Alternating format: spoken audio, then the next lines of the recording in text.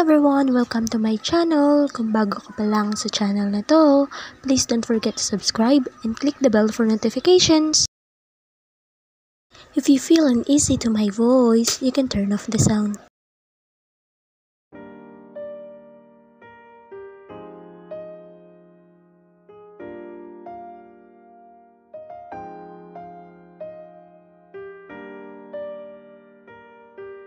Humihingal na napabangon ako sa kama nang bumalik na naman ang panaginip na matagal ko nang ibinaon sa limot.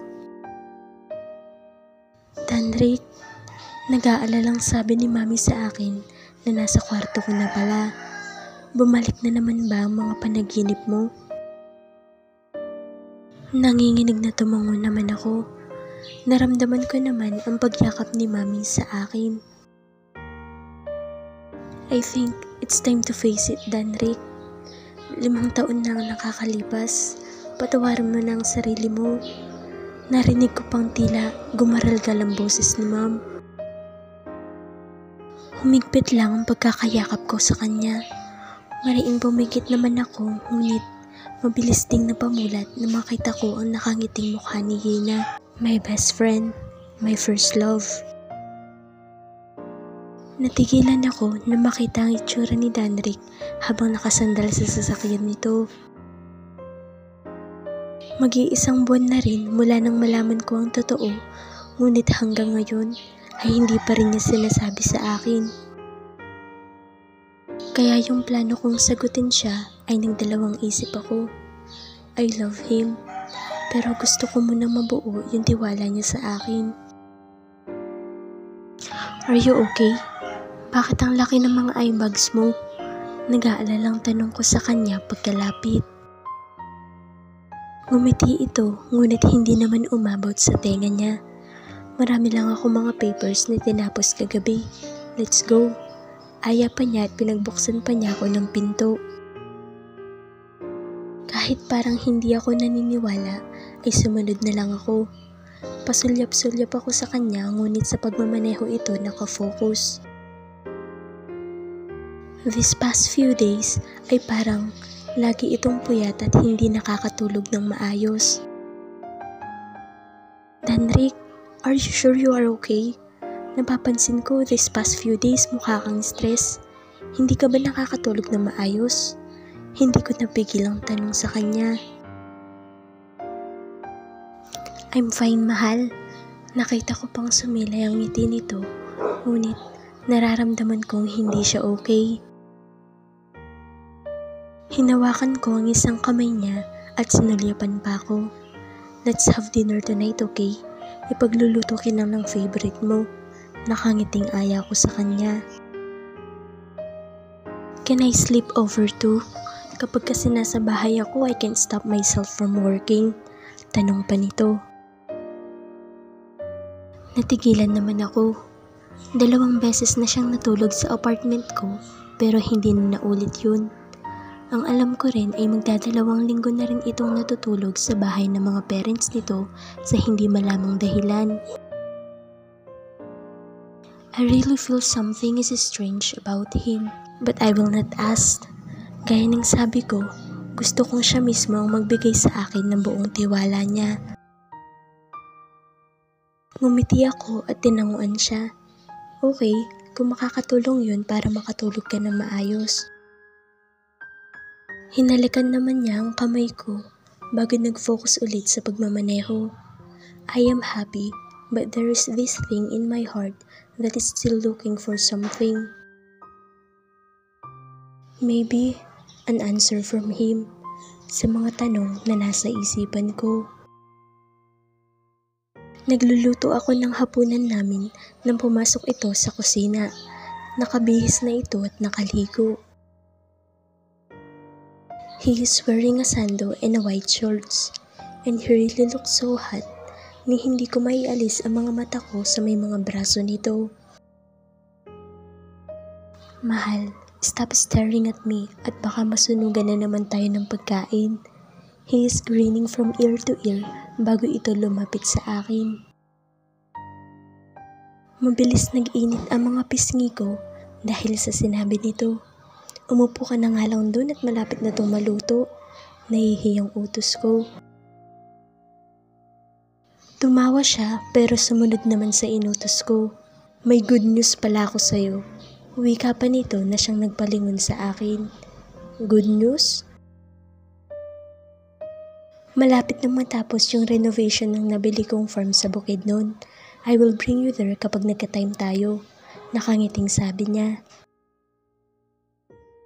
Ang pagkakaalam ko ay bago pa sila pumunta ng Bukidnon ay nabili na niya yon. Hindi talaga farm yun kung hindi taniman ng tubo. Hindi ko lang alam kung ilang months na niya pinagkakagustusan iyon. Nabanggit din sa akin ni Joy dati na gustong gusto talaga ni Danrick magka-farm at nagpursige ito lalo na makita ang farm ni Yuki. Congrats then! Kailan ang opening? Hindi ko pa sigurado pero mga ilang months na lang. Gusto ko ikaw ang unang makakita noon. Ngumiti naman ako. Okay, sa susunod na off ko, pinagbigyan naman ako ni Leon na mag-off ng 3 araw. Okay, kaso magiging busy din ako noon dahil magpapabalik-balik ako roon. But I will still give you flowers and chocolates. Pinatay ko naman ang kalan bago inilipat sa bowl ang mainit na ulam. Sus, sabi ko naman sa'yo, hindi ba? Hindi ko kailangan ng mga yon. I just need your love, trust, and sincerity. Nakita ko pa na tila natigilan ito sa sinabi ko. Mabilis itong ngumiti at hinila ko nang maibaba ko sa lamesa ang ulam namin. Nakaupo na ako ngayon sa kandungan niya. Danrick, nasa harapan tayo ng pagkain. Namumulang bulyaw ko rito. Ngumisi naman siya at hinigpitan ng pagkakayakap sa bewang ko. So pwede na pagkatapos kumain. Tumigil ka nga. Irap ko sa kanya bago binaklas ang mga kamay niya sa bewang ko. Kumain na nga tayo kung ano-ano pang kalokohan ng pinagkagagawa mo riyan. Sermon ko pa sa kanya bago tumayo at nagsimula ng maghain. I really love it when you are cooking for me. I feel like you are my wife at pinagsisilbihan mo ang pinakagwapo at pinakamachong asawa mo. Tinaasan ko naman siya ng isang kilay. Hindi mo pa ako girlfriend. Ang advance mo talaga mag-isip. Nagkamot naman ito ng sariling ulo. Panira ka naman ng pangarap, mahal eh. Tila batang reklamo nito bago ngumisi. But I heard the word pa, kaya ang ibig sabihin may pag-asa ako. Just eat, Danrick. Utos ko sa kanya. Ngumiti naman ito at nagsimula ng kumain. Bakit ba? Lagi na lang akong walang panama sa mga banat nito. Nagising ako nang dahil sa ungol na naririnig ko. Mabilis akong tumayo sa higaan ko at nilapitan si Danrick na tila binabangungot. Danrick! Danrick, wake up! Bahagya ko pa siyang niyugyug dahil tila hirap na hirap ito. Pawis na pawis din ito kahit naka-aircon naman kami. Humihingal itong napaupo na tila galing sa malayo. Mabilis akong tumayo at kinuha ang isang bottled water ko na nasa may bedside table. Inabot ko sa kanya yun at mabilis itong ininom. Are you having a nightmare kaya ilang araw ka ng puyat at stress? I asked him nang ibalik nito sa akin ang bote na napangalahati niya. Itinabi ko yun at hinawakan ng 2 kamay niyang nanginginig. Danrick, what is really happening? He looked at me. I saw a lot of emotions in his eyes. Can you listen to me? I think it's time to tell you everything. I love you so much and I trust you, he said while holding my hand tightly. Kumabog naman ang puso ko. Heto na ba yung time na hinihintay ko? Yung ibibigay na niya ang buong tiwala niya. Hinaplos ko naman ang mukha niya at pinagdikit ang mga noon namin. I am willing to listen, Danrick. I am here. Don't be afraid. Pagpapalakas ko sa loob niya. Ngunit nanginginig naman ang mga kamay ko. He hugged me tightly. Mga 10 segundo siguro yun bago humiwalay sa akin at tinitigan ako sa mga mata. I am a doctor. I used to be a doctor. Simula niya. Hindi na ako nagulat sa sinabi niya. I already knew that. Ang gusto kong malaman ay kung bakit siya huminto sa pagiging doktor.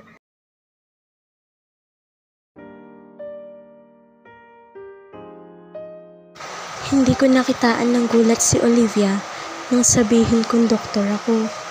She held my hand at seryosong tiningnan ako. Let me tell you something first before you start telling me everything, she said with a serious tone. I just nodded because I can feel her hand shaking. Is she scared? So do I. Remember the wedding anniversary of your parents? She asked. Tumango naman ako. Hindi ko yun makakalimutan dahil naging kakaiba siya kinabukasan. Then I realized everything. Nanlalaki ang mga mata ko nakatingin sa kanya. Yes, I accidentally saw your diploma. I already knew that you are a doctor. I also saw a picture of you and a beautiful woman. Ang dami kong tanong that time, pero naisip ko na dapat manggaling sa'yo. Ayokong pilitin ka sa isang bagay na takot ka, sa isang bagay na matagal mo nang linimot. Hinaplos niya ang isang pisngi ko. You have me now, Danrick. I am willing to listen. Sa lahat-lahat, sa mga ala-alang matagal mo nang ibinaon sa limot.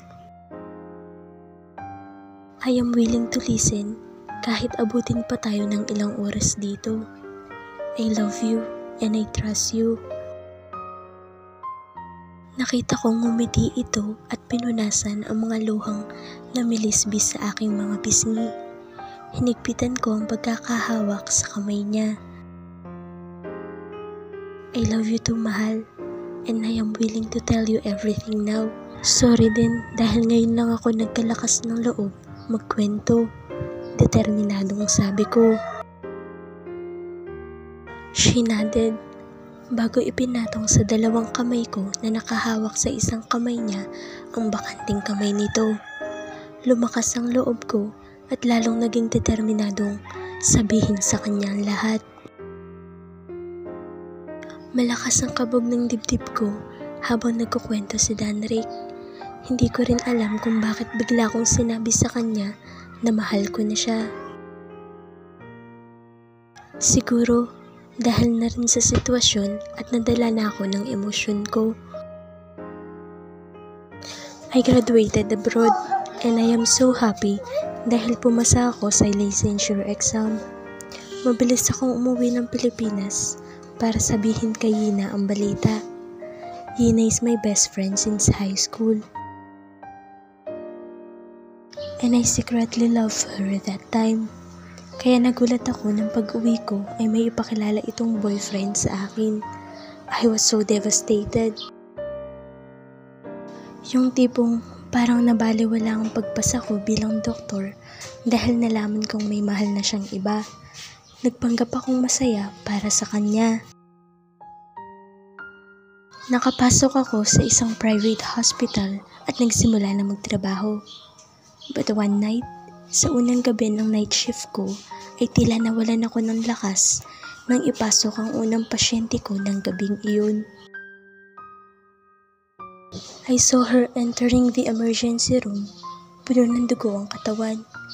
Para akong naipako sa kinatatayuan ko that time dahil ang babaeng mahal na mahal ko ay nag-aagaw buhay sa harapan ko.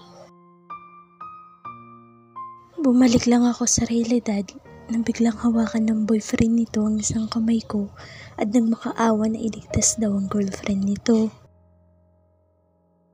I punched him hard dahil nalaman kong sinama niya si Yina sa illegal drug racing at sumalpok ang sinasakyan nila sa isang poste. Kahit takot na takot ako noon, ay pinilit kong palakasin ang loob ko.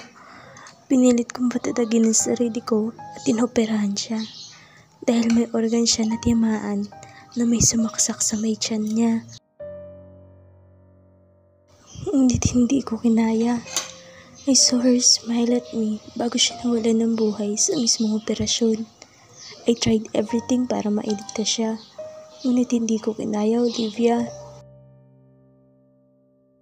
Gusto kong magwala noon. Sinisi ko ang sarili ko. Kahit hindi naman nagalit sa akin ang mga magulang at mga kamag-anak ni Ina, ay tumatak sa isipan ko na ako kung pumatay sa kanya. Nawala akong karapatang maging doktor dahil hindi ko nailigtas ang mahal ko sa buhay. Then after niya mailibing ay umalis ako ng ospital. Nag-focus ako sa ibang bagay at sa negosyo ng aming pamilya. Binaon ko sa limot ang lahat. Kinalimutan ko ang pagiging doktor at mas piniling maging businessman. But for some reasons, bumabalik na naman sa akin ang mga panaginip ko. Siguro dahil hanggang ngayon ay hindi ko pa rin matanggap ang lahat. Umiiyak na pagtatapat niya. I am also crying habang nakikinig sa mga sinasabi nito. Ang hirap pala ng pinagdaanan niya. Her first love died at sa mismong mga kamay pa niya. Natrauma ito at kinalimutan ng pangarap. He is a strong man. Naging malikot ako sa mga babae dahil hinahanap ko yung babaeng magpapalambot sa bato kong puso. Ngunit hindi ko yun makita, kaya hindi ako nagtatagal sa isang babae. Then, I saw you. Yung batong nakabalot sa puso ko ay tila natunaw at naging normal. I love you so much, Olivia. Pinunasan ko naman ang mga luha niya at niyakap siya. It's okay, Danrick. Just cry. I am here and I will never leave you. Okay? Hindi ko alam kung makakatulong ang sinasabi ko, ngunit gusto ko pa rin sabihin sa kanya dahil iyon ang nararamdaman ko. I love you too. Bulong ko pa sa kanya. Nakayakap lang ito sa akin at nakasubsob ang mukha sa may balikat ko habang tila batang umiiyak. He will be okay, for sure. Sisiguraduhin kong papatawarin niya ang sarili niya at itutuloy ang pangarap niya. Kinabukasan ay nagising akong magaan ng pakiramdam. Kahit puyat ako ay ang gaan-gaan ng pakiramdam ko. Hindi na rin ako nanaginip. Siguro dahil katabi kong natulog si Olivia. Gumagaan talaga ang pakiramdam ko kapag katabi ko siya. Naramdaman ko ang pagsiksik nito sa akin. Hinigpitan ko naman ang pagkakayakap sa kanya. Napangiwi pa ako nang gumalaw ang isang binti nito at tumama ang tuhod niya sa may gitna ng mga hita ko. No, Danrick. Relax, relax. Ganyan lang talaga yan dahil umaga. Bulong ko pa sa sarili ko. Napasulyap pa ako kay Olivia nang umayos ulit ito ng higa. Bumaba ng isang sleeve ng suot nitong spaghetti strap na sando. Napalunok pa ako na makita ang mga labi nitong bahagyang nakaawang. Mariing pumikit ako at pasimpleng tumayo ng kama. Sinulyapan ko naman siya bago ang nakabukol sa gitna ng aking mga hita. Tapos, naiiling na pumasok na ako sa banyo. Sino ba kasing niloloko ko? I am hard right now because of her. I really need to take a cold shower. Bakit kasi ang hot niyang tingnan kahit natutulog? Oh God, please, sana makapagpigil ako para matupad ko yung sinabi kong Magpapakasal muna kami bago iparamdam sa kanya ang pagmamahal ko. Nagising ako kinabukasan na wala na si Danric sa tabi ko. Napangiti ako dahil hindi na siya nanaginip na masama kagabi. Tumayo na ako at inayos ang hinigaan namin. Buti na lang at hindi nakakaisip ng kalokohan ng lalaking iyon kahit nagtatabi kami matulog. Baka hindi ako makatanggi kapag naulit-ulit ang nangyari sa amin noon sa kusina. Namula naman ako at mariing ipinilig ang ulo. Ano ba? Baka ako pa yata ang mag-initiate sa kanya sa susunod. Diyos me, baka maisuko ko ang sarili ko sa kanya nang wala sa oras. Tila wala sa sarili akong pumasok sa banyo at nagtanggal ng suot. Siguro nasa kusina na si Danric at nagluluto. What the? Nanlaki ang mga mata ko nang pagbukas ko ng pinto ng shower ay nakita ko si Danric. Wala itong anumang saplot at nagpupunas na ng katawan. Nanlaki pa ang mga mata ko nang makita ang bagay na nasa gitna ng mga hita nito. Tumili ako at mabilis na tumilikod nang ma-realize ko na wala pala akong suot na kahit ano. Narinig ko pa ang malakas na pagbagsak ng pinto ng shower. Bakit hindi ka naglalak ng pinto? Inis na bulyaw ko sa kanya bago mabilis na kinuha ang bathrobe na nakasabit sa isang gilid. Mahal, ikaw itong bigla na lang pumasok. Dinig kong sagot nito at lumabas na ng shower room. Naamoy ko ang amoy strawberry na body wash ko. Napahigpit pa ang kapit ko sa harapan ng bathrobe ko.